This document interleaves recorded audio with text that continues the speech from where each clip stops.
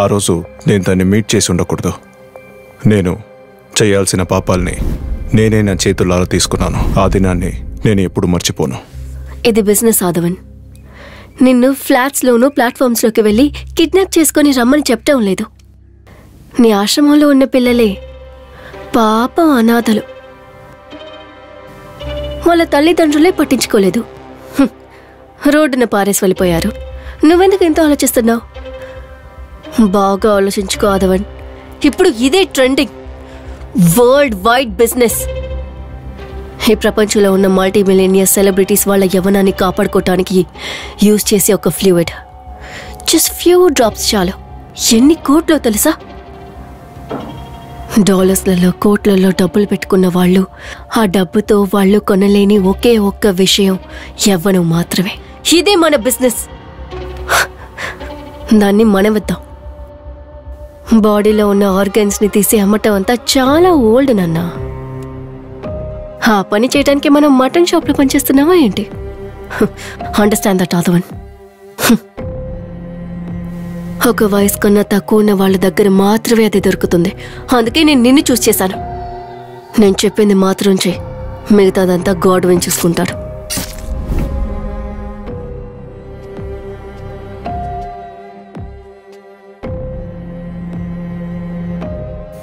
ఎంతో పసిపిల్లల్ని నా చేతులారా చంపాను. బిడ్డలు నవ్వు, ఏడుపు, మొహం, ఇంకా ఊపిరి నాకు డబ్బుగా మాత్రమే తెలిసింది. అపర్ణ నా జీవితంలోకి వచ్చేదాకా. ఎప్పుడు మావయ్య ఇంటికి వెళ్తాం? కాసేపట్లో వెళ్ళిపోదాం. మావయ్య, నన్ను తీసుకెళ్ళిపోతావా?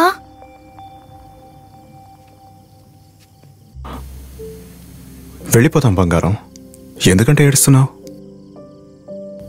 కావాలంటే నన్ను చంపేయి మావయ్య. మా నాన్నే నన్ను తీసుకొచ్చి అనాథని చెప్పి వదిలేసి వెళ్ళిపోయారు. నాకు అమ్మ కావాలని నేను ఒంటరిగా కూర్చొని ఆ దేవుడి దగ్గర కోరుకున్నాను.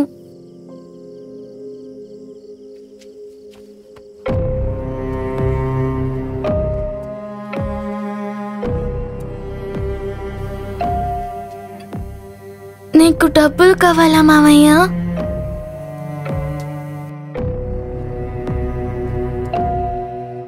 నన్ను ఏం అడగద్దు. ఒకే ఒకటి మావయ్య, నేను చనిపోక ముందు నన్ను ఒకే ఒకసారి ఎత్తుకుంటావా?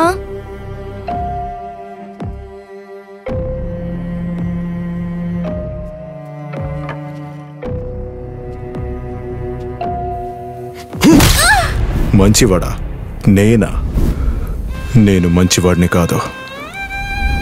నా జీవితంలో ఇకపై ఎప్పుడూ మంచిది చేయలేనట్టు మొత్తంగా చెడుపు చేశాను.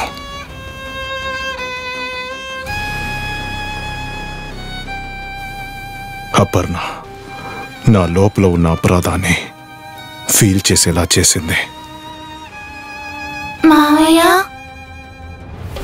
అర్పణని చంపిన షాక్ నుంచి బయటికి రాలేక శ్రావణి అలా చేసింది కాబట్టి దాన్ని చంపాను.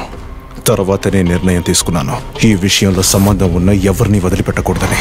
అపర్ణాన్ని ఆశ్రమంలో వదిలిన వాళ్ళ నాన్న రవి వీళ్ళని గురించి అన్ని నిజం తెలిసిన సొసైటీకి ముందు పెద్ద రైటర్గా ఉండి కోట్లుగా డబ్బు తీసుకుని దీన్ని మొత్తంగా దాచిన భూపాలన్ క్షమాపణ లేని నేరస్తుడు. అలాగే వీటికి సంబంధించిన ఈ కేసునైతే ఏమీ లేనట్టు చేసిన ఇన్స్పెక్టర్ సుందర్. ఇందులో ఒకడిని ప్రాణంతో వదిలేసి నేను జైలుకు పోవటం వల్ల, ఇక చావటం వల్ల ఏంటి అర్థం ఉండబోతుంది? అర్థం లేకపోయినా నా జీవితంలో ఇకపై